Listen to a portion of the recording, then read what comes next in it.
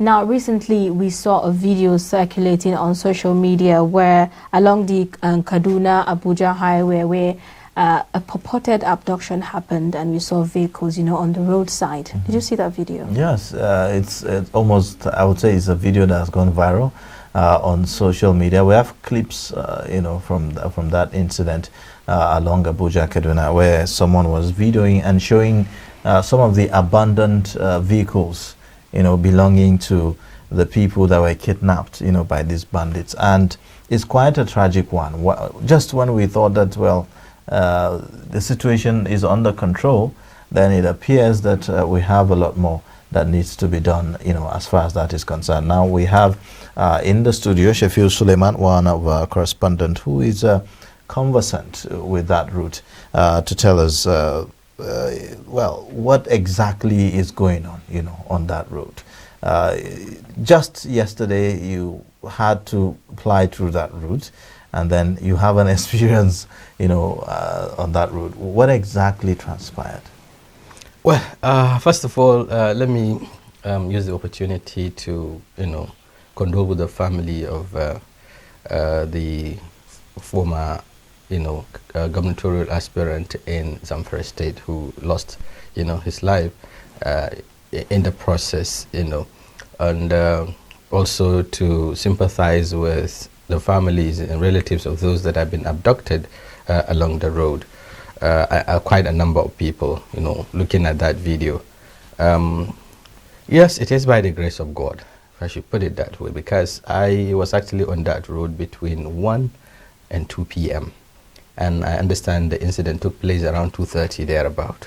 So you can imagine some 30 minutes later, this incident happened. Well, so many factors, could be responsible. First, just like you said earlier on, there has been some substantial, decline in terms of the frequency of the attacks that we used to see before. There was some sort of normalcy, that has been restored, in that route, substantially because of the, consistent operations of security operatives along the route. A number of deployments, I understand, were made. Apart from the conventional security forces, the police and all of that, there were also special forces that were deployed, specifically to man that road, a very important and strategic one for that matter. There was also a deployment of, I can't remember the precise number now, of some female soldiers who have been frequenting, you see them patrolling, the two extremes of the road. That, to a very large extent, has also restored the confidence of the, people using that road. I happen to see at some point, I see them, along the road, in their convoy. If you see them, you feel confident that, yes, something is being done. So there was, decline in the number of attacks in the last couple of months, which was very, very encouraging. But then something came up, something happened. So do you think that probably the kidnappers, are taking advantage of the issue with the Abuja-Kaduna train, the rail line, there's a bit of disruption of service based on the strike, the warning strike that the union workers, went for. Could that be a factor? That could be a very key factor. The fact that these guys, these bandits, terrorists as you can call them, are also very much conversant with what is happening. They have been gathering a lot of intelligence through the radio. They listen to radio a lot in those forests and so on. So they are also aware of what is happening. They know that there is, disruption in terms of the rail services. That's one. There are, just like I said, there's several factors. If you look at that axis, between Regina, Doka, and of course getting to that Olam factory and all of that, the road is terribly bad. At some point motorists have to, squeeze themselves in just one lane to be able to navigate. You find, very, very deep potholes that you cannot even attempt, to say you want to navigate around. So you see, it is extremely difficult. Coupled with the bad road, the intelligence, that the bandits are also gathering and taking advantage of. And then 3, I think there is also some level of laxity on the part of security agencies. You know how we do things in Nigeria. When things are coming back to normal, people begin to relax. I've also happened to notice that because, in the last couple of days or weeks, there is absence, so to speak, of those security operatives that have been plying the road, especially those female soldiers. Have not been seeing them. Even though we're told that the security agencies or operatives are also taking the fight to the bandits, which the right way to go. I don't know what happened along the line. Perhaps they must have also relaxed along the line. And then fourthly, there is this issue of intelligence, which is also very critical. At that point yesterday, around 1:30 thereabout, there was this surveillance aircraft, that used to frequent the road too. Perhaps trying to gather intelligence and surveillance and what have you. I wonder what exactly happened, because it actually passed, along that time. Is it that they were unable to get the right intelligence, to preempt this attack? One. Is it that they don't have the necessary technology or the equipment that they require, perhaps, to do effective surveillance of the road? That's another.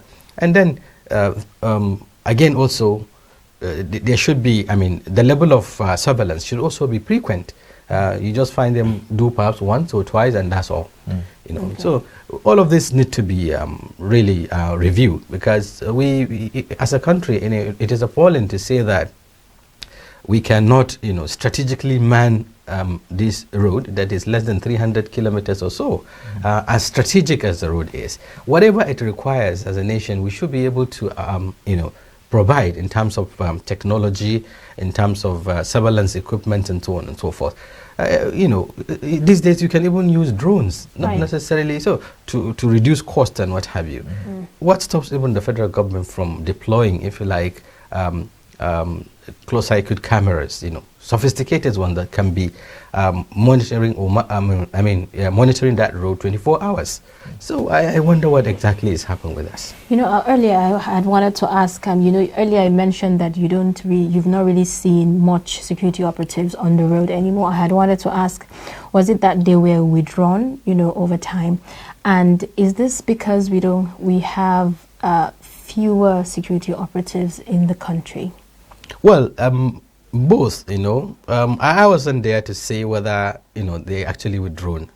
Security issues are issues that you don't come to the public and mention. The security agencies have been doing their own bit, and of course they've been deploying the right, strategies to deal with the situation. At some point when I told you that I learned that they were taking the fight to the bandits, every one of us was happy that is the right thing to do. Don't even give them an inch to come out and attack people. Dominate the forest, dominate the bushes, to make sure they don't even have the time, to come out and attack people. They've been doing that substantially, because you see them on motorbikes, going into the forest and so on. And you see they're also coming out, and then they are also deployed at strategic places. You will see the motorbikes on the road and what have you. So that should be the right way to approach this issue. And then, two, agreed, yes, there is, not sufficient personnel in terms of security in Nigeria. It's a well-known fact. Less than 1 million, if it is even up to that, cannot secure over 200 million people. Even though technology has taken so many things, but then are we really measuring up, to the 21st century demand of technology and how it can be used, to track or address security challenges? That's another fundamental question altogether. Personnel, yes, because as it is now, we rely much on the personnel, to do this, the physical personnel. But we should be, we should also have a rethink. We should, go in line with the demands of the 21st century, engage in technology, which is very critical, to addressing some of these issues. Okay, so how much of engagement with the local communities, along those routes have we seen? Maybe some kind of vigilante kind of arrangement, along that route. How much of that collaboration have we seen? Well, I was also made to understand that the success, that recorded in the last couple of months with regards to addressing the issue of the kidnapping and that is going on along that road was realized or actualized as a result of local intelligence and then the interface of the security agencies with the locals. Substantially, they have helped in providing the necessary intelligence, for the security operatives to have that. I mean, to secure that, achievements that we talk about. So local intelligence is very critical, also very key. But how much, in terms of perhaps incentives, is the Nigerian government also providing, even though citizens also have a responsibility to support the security agencies. But don't forget the fact that some of them are also beneficiaries of some of these attacks. Some harbor the criminals, some provide intelligence, those along that route, who are doing one or two things. You think that they are even the ones perhaps begging around and all of that. Some of them provide intelligence to some of these criminals. So, and then they do it for a fee, for instance. It's not just free. It's a whole lot of issues that we really need to look at. But as you rightly said, it is very important we explore, community engagement, engaging the locals and then tapping, the necessary intelligence that is required to dislodge these criminals.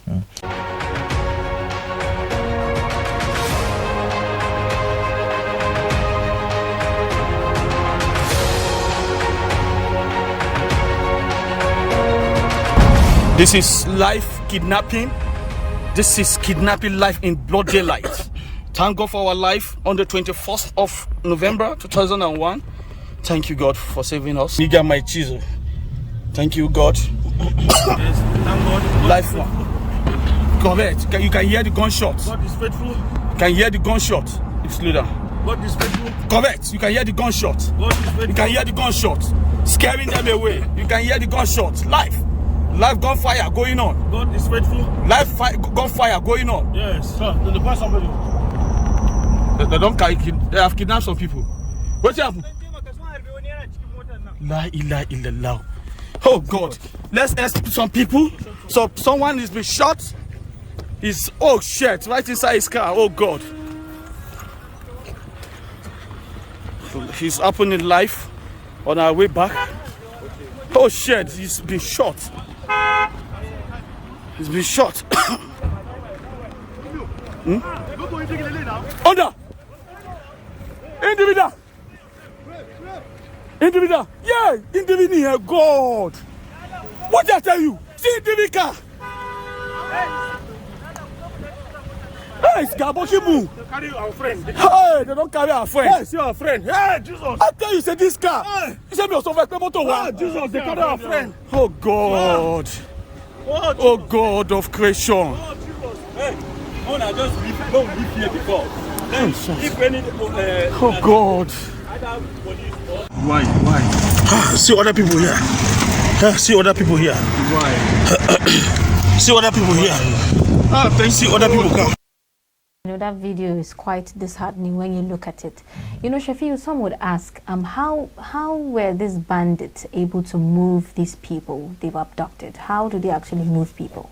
This is a very critical question because if you look at the measures, being taken by states that are ravaged by this banditry and kidnapping and so on, Kaduna inclusive, it is the reason why they ban motorcycles from operating. It is also the reason why they ban the sale of petrol in jerry cans and so on and so forth. So you could imagine the number of people that have been abducted. How were they able to move with them, through the bush and what have you? Is it by foot? If it is by foot, then what happened to the surveillance aircraft after the attack? Is it that the same aircraft cannot locate, the movement of these bandits with the victims? These are questions that need to be answered. And again, are they also harboring them, them around, those villages and so on? If that is the case, then what happened to the ground troops? What are they also doing? And then the response. it takes a longer time for even the security agencies, the police, to confirm the incident. That shows that they are completely detached with what is happening along that route. We should be able to, speed up the process of investigation, the process of response. Look at what happened at the Abuja University. When those lecturers were abducted. Everyone will have to give the security agencies the credit. Within 24 hours or thereabout, or 48 hours, they were able to rescue these guys. It shows that, and I was there, I covered that event. Yes. Immediately after the incident, you could see the security agencies mobilizing, ready to chase these guys. And it paid off, because in the end, they were able to track them and then get back these victims. But in this case now, a number of people have been taken, and nobody for now can tell you where they are located. How were they managed, to be taken into the forest and all of that. So I think we really need to, be up and doing. We need to up the game. While these guys are also strategizing and re-strategizing, look at the precision at which they carry out the attack. These days, they don't even wait for longer time. No. Within 10, 15, 20 minutes, they are done. So they target, they come immediately, open fire sporadically, whoever they meet, those that they will kill, and then move out, with the victims, those that are able to abduct and all of that. So you can see, if bandits can do this, what about our security agencies? Where is the speed? Where is the intelligence? Where is the synergy among them? We have the air components, we have the ground troops, we have the intelligence network also around all of these axes. Are they not working on the same page? Are they not on the same page? That's one question Nigerians will continue to ask. All right, now people will have to still pass through that route, even after that incident. I'm sure that there are people who were probably stuck somewhere and then, are waiting to see what will happen. Do we have any information about them, as to how they were able to maneuver their way, either back to Kaduna or, to Abuja? Well, it happened, I happened to be, it happened to us, so to speak, at some point. I was coming to Abuja from Kaduna, and then an attack was going on, an operation of the bandits was going on along immediately after Akilbu. I think that was one of the incidents that they killed a number of people when they attacked a bus, a passenger bus, and so on. So I happened to be on that road at that time, a couple of minutes away from the attack scene. So I saw what happened. What normally happens is that when an attack is going on, and then the motorists, those plying the road, sense that something is happening, you see them coming back. Immediately. So for the person who is heading to Abuja and seeing people coming back, certainly you also have to turn back. So what people normally do is, they move, back, and then find, an appropriate place to converge. You find everyone parking there, waiting to see what exactly is happening, waiting also to see, to get the green light from the security agencies if actually the road is cleared now that people can go. So we waited. After a while, when they finished, when the attack, ended, security agencies, were coming from that end, and then they told us that the road is cleared now, we can go. And then people begin to gradually, proceed. So it's like that. Not that people will go back and then terminate the journey. No, people wait until the attack finishes and then they continue the movement. Oh, isn't this sad? It's really sad. We've come to this. Now. Really, really sad. Really. Well, thank you so much. We have to end the discussion here on this segment for giving us your first-hand experience, on that road. Thank you for having me.